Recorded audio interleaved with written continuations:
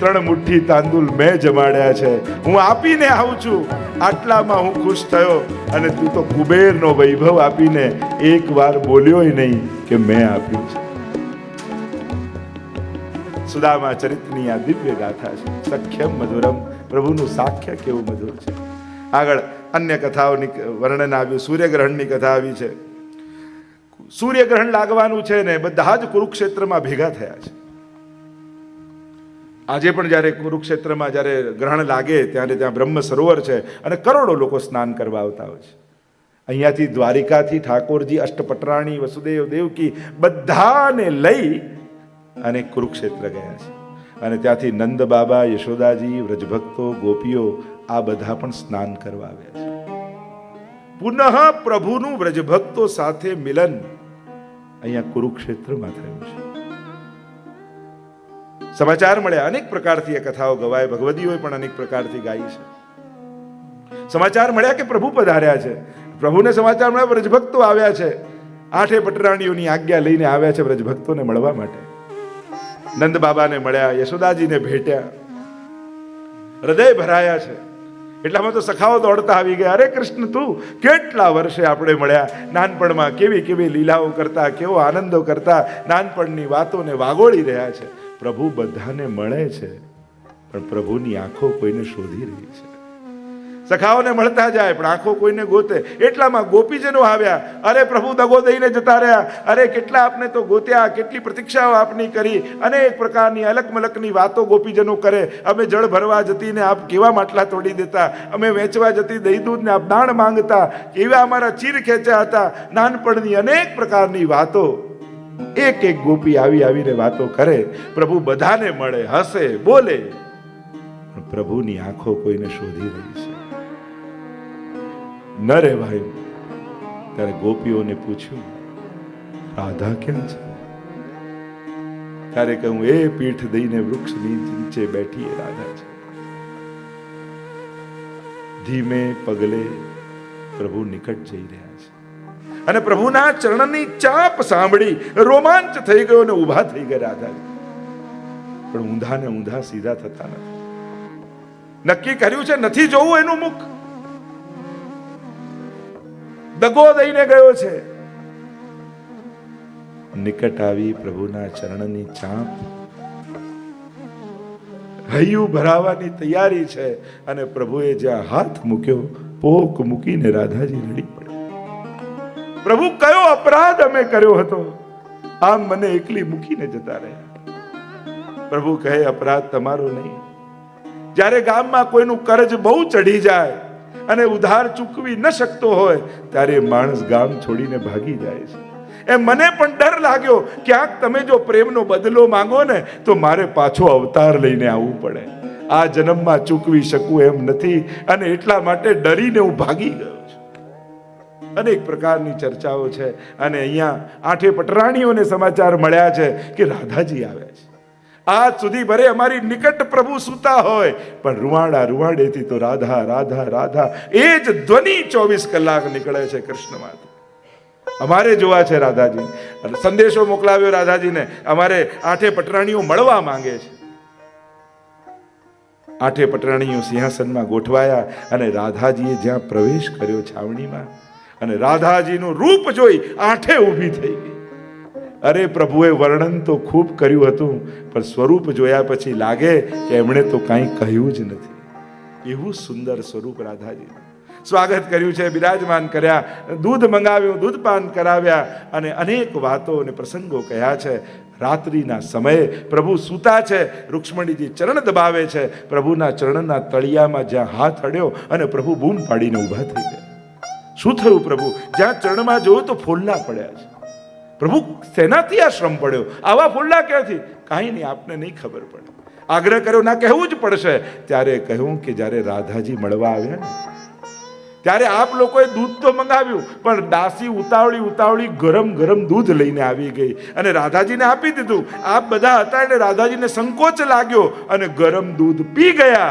અને રાધાજીના હૃદયમાં મારા અખંડ ચરણારવિંદનો વાસ છે, અને એ ગરમાટ જે એમના હૃદયમાં લાગી એને કારણે મારા ચરણમાં ફોલ્લા પડ્યા છે. અને ત્યારે અષ્ટપટરાણીઓને થયું આ રાધા અને કૃષ્ણ કહેવાય બે છે, બંને છે તો એક જ સ્વરૂપ. રાધા રૂપ જ કૃષ્ણ છે અને કૃષ્ણ રૂપ જ રાધા છે. આવી અનેકવિધ પ્રકારની દિવ્ય ગાથાઓ ગવાઈ છે. આગળ સુભદ્રા હરણની કથા આવી, વેદસ્તુતિની કથા આવી, ભૃગુજી દ્વારા ત્રણે દેવોની પરીક્ષાની કથા આવી. ભૃગુજીએ ત્રણે દેવોની પરીક્ષા કરી. મહાદેવજી નારાજ થયા, બ્રહ્માજી નારાજ થયા, ભગવાન વિષ્ણુ પોડ્યા હતા. ભૃગુજી આવ્યા, સૂતા ભગવાનના છાતી ઉપર પોતાના ચરણનો જોરથી પ્રહાર કર્યો. જો આજે પણ તમે ઘણા સ્વરૂપોમાં જોશો ને તો નાનકડું ચરણનું ચિહ્ન ઠાકોરજીની છાતી પર હશે, એને કહેવાય ભૃગુ લાંછન. જ્યારે ચરણનો પ્રહાર કર્યો તો પ્રભુએ ચરણ પકડી લીધા કે અરે મહાત્મન, આવા મહાપુરુષના ચરણારવિંદ મારા છાતી પર, અને મારી છાતી તો કઠોર છે, ક્યાંક આપના કોમલ ચરણને ચોટ તો નથી લાગી ને, નહીં તો લાવ દબાવી દો. અને ભૃગુજીને સંકોચ થઈ ગયો. પ્રભુની પરીક્ષા કરવા ગયા ને પોતાની પરીક્ષા થઈ ગઈ. એટલે જ આપણે ત્યાં કહ્યું ત્રણેય પ્રકારના અપરાધ કર્યા, વાચિક, માનસિક અને કાયિક. આ ત્રણેય પ્રકારના તપ એટલે જ તો ભગવાને ગીતાજીમાં બતાવ્યા. અનુદ્વેગ કરમ વાક્યમ સત્યમ પ્રિય હિતં ચયત સ્વાધ્યાયા વ્યસનમ તૈવત વાંગમયમ તપ ઉચ્યતે. કોઈને ઉદ્વેગ ન થાય હું બોલું એવું શારીરનું તપ, મનનું તપ, મનપ્રસાદ સૌમ્યત્વમ, મૌનમ આત્મ વિનિગ્રહ, ભાવ સંશુદ્ધિ રીતિ એતત તપો માનસમ ઉચ્યતે. ત્રણેય પ્રકારના તપની ચર્ચા ભગવાને ગીતાજીમાં કરી છે. અહીંયા ભૃગુજી પર કૃપા કરી છે પ્રભુએ. આગળ કૃષ્ણ લીલા વિહારનું વર્ણન આવ્યું. દસમ સ્કંદને સમાપ્ત કરીએ. બોલો ગોવર્ધન નાથ કી જય, ભાગવત ભગવાન કી જય, ગોપાલલાલ પ્યારે કી જય. એકાદશ સ્કંદ 31 અધ્યાય મુક્તિ લીલા. મરણ અને મુક્તિમાં એટલો જ ફરક છે. ઈચ્છાઓ જીવતી રહે અને શરીર મરી જાય એને કહેવાય મરણ, મૃત્યુ. અને ઈચ્છાઓ મરી જાય અને શરીર સદાય જીવંત રહે એને કહેવાય મુક્તિ. એટલે મરીને મુક્તિની વાત નથી. આપણે તો જીવનથી મુક્તિ નથી જોઈતું, આપણે તો મુક્ત જીવન જોઈએ છે. આપણે મુક્ત થઈને જીવવું છે, ક્યાંય બંધન વગર. એ તો મુક્તિ છે અને સહજ મુક્તિ મનુષ્યનો સ્વભાવ છે. યાદવ ઉચ્છંખલ થયા. સત્તા આવી, પદ આવ્યું, ધન આવ્યું, યૌવન આવ્યું અને યુવાન બનેલા યાદવ ઉચ્છંખલ થઈ ગયા. યજ્ઞ ચાલી રહ્યો હતો. શાંબ નામના યાદવને સ્ત્રીનો વેશ ધરાવ્યો, ગર્ભવતી સ્ત્રીનો, અને વેશ ધરાવી એને લઈ ગયા ઋષિ પાસે. અને મહાત્માને કહેવા લાગે, મહાત્માને આપ તો ત્રિકાળ જ્ઞાની છો, ગટગટની જાણનારા છો, આમ કરીને મજાક ઉડાડતા કહ્યું આ સ્ત્રીને બાળક થવાનું છે તો કૃપયા કહો ને દીકરો થશે કે દીકરી. મશ્કરી કરવા ગયા. અને ઋષિ આંખ બંધ કરીને જોયું ને સમજી ગયા અને કહ્યું તમે ઋષિઓનું અપમાન કરો છો. તમારા વડીલોએ જે ઋષિઓની આટલી મહત્તા જાળવી છે અને યુવાનો આ રીતે અપમાન કરો છો તો જાઓ શ્રાપ આપું છું, ન દીકરો ન દીકરી, આના પેટમાંથી મૂષળ નીકળશે, યાદવ કુળનો સંહાર થઈ જશે. અને જ્યાં વસ્ત્રો વડા કર્યા તો મૂષળ નીકળ્યું. ગભરાયા, શું કરવું? અને ગયા ઉગ્રસેન પાસે, બતાવો ઉપાય, આ મૂષળનું કરવું શું? આમ શ્રાપ આપ્યો કે મૂષળથી સર્વનાશ. ઉગ્રસેને કહ્યું આને ઘસો, ભૂક્કો કરો, દરિયામાં નાખી દો. ભૂક્કો કર્યો, દરિયામાં નાખ્યો, ટુકડો બચ્યો એ પણ દરિયામાં. માછલી ગળી ગઈ. જરા નામના પારધી પાસે આવી, માછલીને કાપી ટુકડો નીકળ્યો, એમાંથી એને બાણ બનાવ્યું. અને અહીંયા ભૂક્કો પાછો આવ્યો દરિયાના કિનારે, એમાંથી મૂષળ જેવું ભાલા જેવું ઘાસ ઉગ્યું. ભાગવત ધર્મનું વર્ણન કર્યું છે. વસુદેવજી નારદજીને મળ્યા છે, મળીને સત્સંગ કર્યો છે અને સત્સંગ કરતા અનેક પ્રકારની ચર્ચાઓ કરી છે. નવ યોગેશ્વરની કથા આવી. નિમિરાજાના યજ્ઞમાં નવ યોગેશ્વરો આવ્યા. કવિ, હરિ, અંતરિક્ષ, પ્રબુદ્ધ, પેપલાયન, આવિર્હોત્ર, ધ્રુવેલ, ચમસ, કરભાજન, આ નવ યોગેશ્વર છે. ઋષભદેવજીના પુત્રો છે.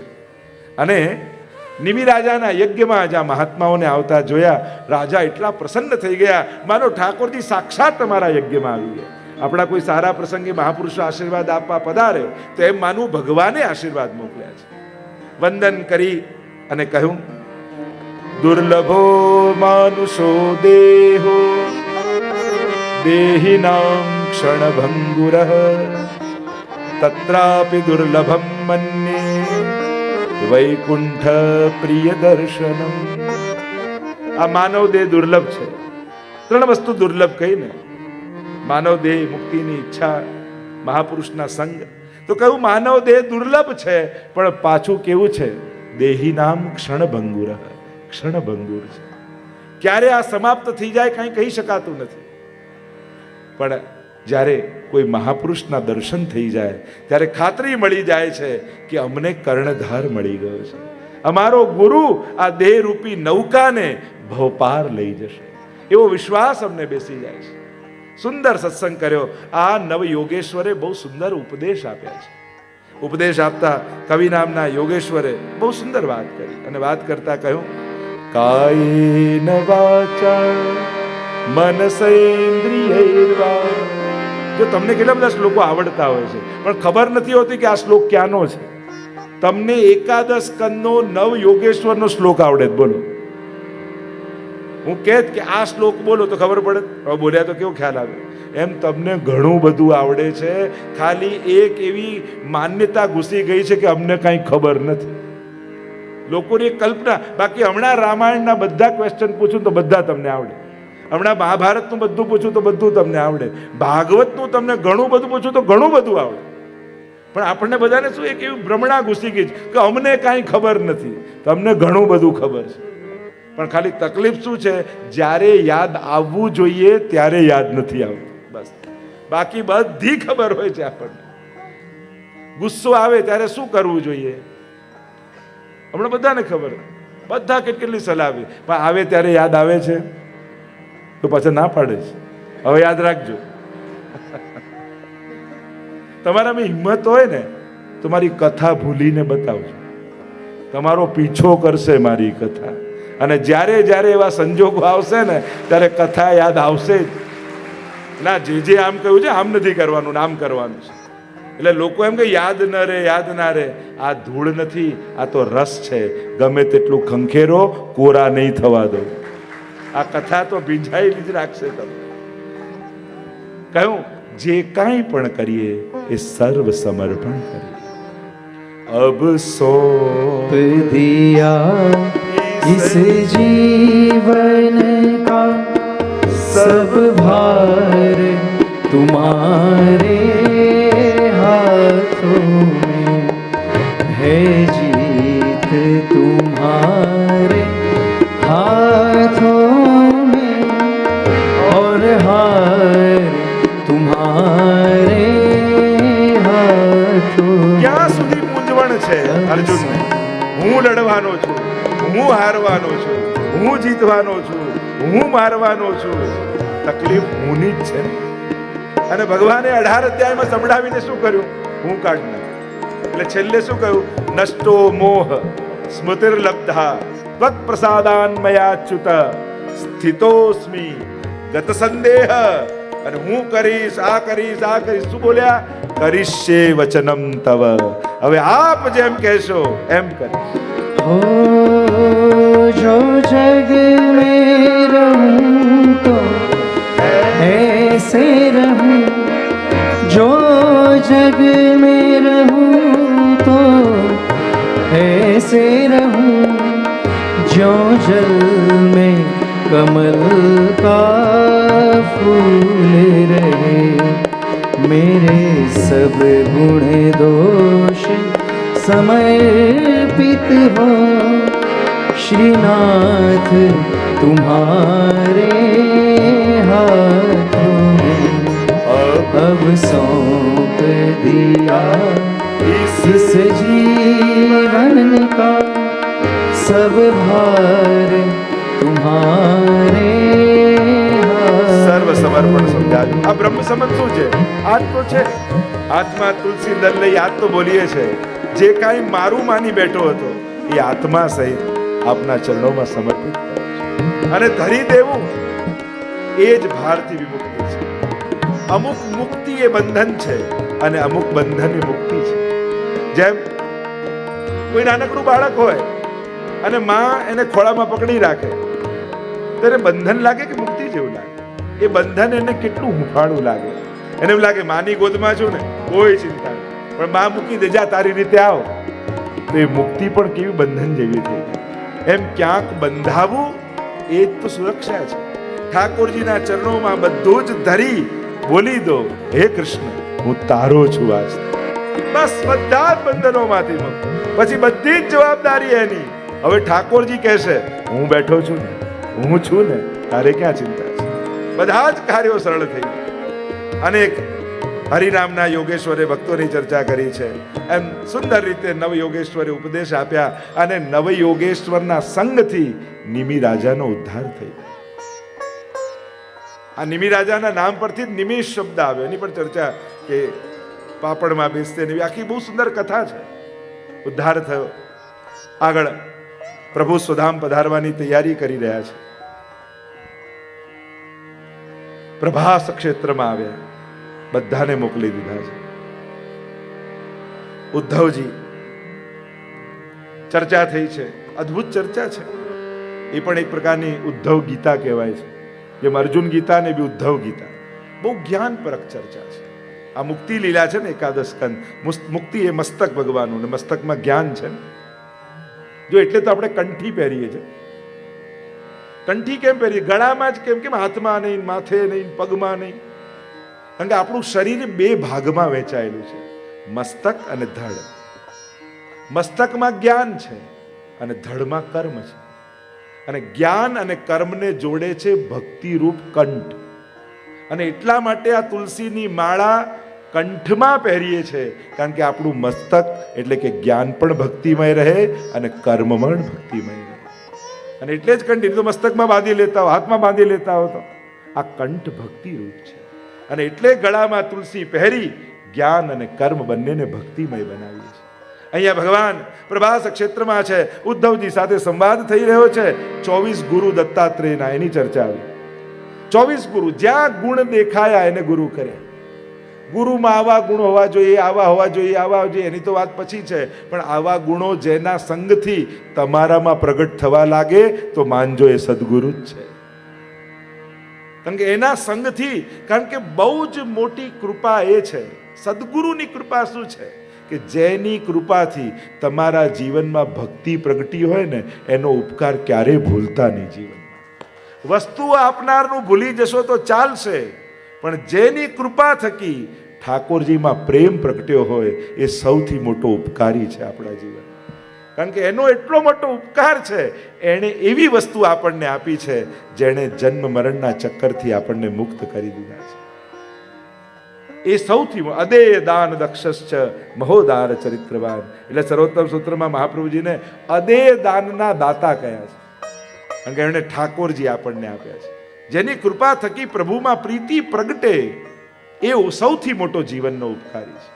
24 ગુરુ, જ્યાં ગુણ દેખાયા એને ગુરુ કર્યા. સૌથી પહેલા પૃથ્વીને ગુરુ બનાવ્યા. પૃથ્વી ધૈર્ય ક્ષમાશીલતા શીખ્યા. એની પાસેથી ક્ષમા અને ધૈર્યનો ગુણ શીખ્યા. માણસે ક્ષમાશીલ થવું જોઈએ. વૈષ્ણવની ભીતર ક્ષમા હોવી જોઈએ. 24 ગુરુ પાસેથી આપણે ગુણ ગ્રહણ કરીશું. પૃથ્વી પાસેથી ક્ષમાનું શીખો, માફ કરતા શીખો વૈષ્ણવ. અને માંગે ત્યારે જ નહીં. ઘણા લોકો કહે પેલો સોરી કહી દે તો હમણાં માફ કરી દો. પણ આપણી માફી કોઈની યાચના ઉપર ડિપેન્ડ કેમ રાખવી? કારણ કે ન માફ કરવું એ પણ એક બંધન છે. કોઈની ભીતર કોઈના માટે વેર રાખવું. આજે ગમે તેટલી સુંદર કથા અને પ્રોગ્રામ ચાલતો હોય, તમારો સૌથી મોટો દુશ્મન ભૂલથી તમારી બાજુમાં આવીને બેસી જાય તો કથામાં મન લાગે, પ્રોગ્રામમાં મન લાગે? મન શું થાય? આ ક્યાં બાજુમાં આવી ગયું એમ થાય. વેર પણ બંધન છે. અનેક પ્રકારના શાસ્ત્રોએ બંધન કયા છે, એમાંથી વેરને પણ બંધન. એટલે કોઈ નકામા વ્યક્તિને કાયમ માટે મનમાં શા માટે લઈને ફરવો?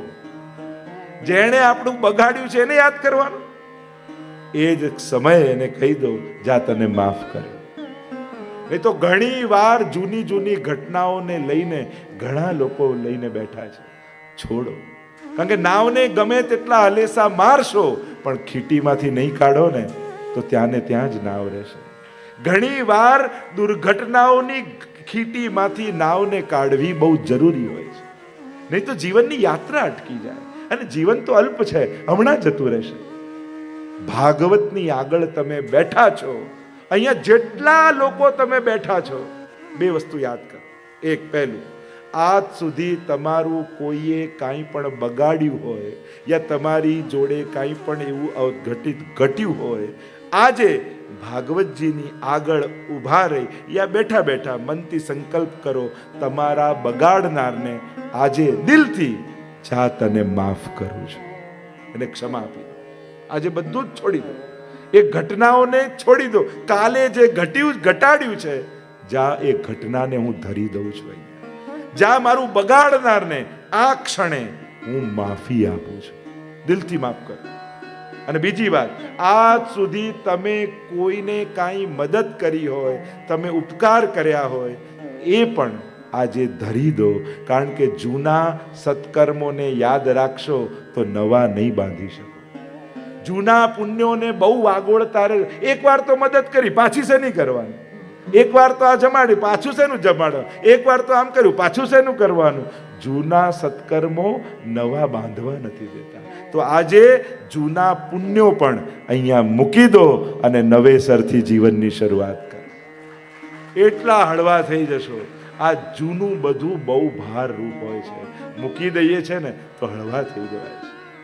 ધૈર્ય અને ક્ષમા શીખો, માફ કરતા શીખો, જીવનમાં ક્ષમા કરીને આગળ જતા શીખો. નહીં તો ઘણી જૂની ઘટના, ઘણીવાર વ્યક્તિઓ ખરાબ નથી હોતા, એના સમય ખરાબ હોય છે, એની એવી દાનત નથી હોતી, પણ એનેથી એવું થઈ ગયું હોય છે, એનો સમય ખરાબ ચાલતો હોય છે. કાયમ માટે ખરાબ નથી હોતો. દરેકને મોકો આપતા ચૂકવું નહીં, અવસર આપો. ચલો હવે ન કરતો, ચલો હવે ના કરતો. કોઈને તક આપવામાં કંજૂસાઈ નહીં કરવી, એને અવસર આપો. કદાચ હવેના અવસરમાં એ સારો નીકળી જાય. એટલે કોઈના માટે કાયમ માટે ગાંઠ નહીં બાંધવી, કારણ કે ઘણા લોકો કાયમ માટે ખરાબ નથી હોતા, એના સંજોગો એ સમયે એવા હોય છે, એટલે એવું થઈ ગયું હોય છે. આગળ વાયુ પાસેથી વહેતા રહેતા નિસંગતા શીખ્યું. માણસે વહેતા રહ્યો, વિચારોને રૂંધી નહીં નાખવા. કચરા પરથી જાય તો દુર્ગંધ જાય, છોડી દે. ફૂલો પરથી જાય સુગંધ, એ પણ છોડી દે. એમ અનુકૂળતા પ્રતિકૂળ ઘટનાઓ ઘટી હોય, માણસે આગળ આગળ આગળ જતા રહેવું. જળ પાસેથી શીખ્યા સ્વચ્છતા, મધુરતા, વહેતા રહેતા. જળ વહેતું રહે તો મધુર રહે, પવિત્ર રહે.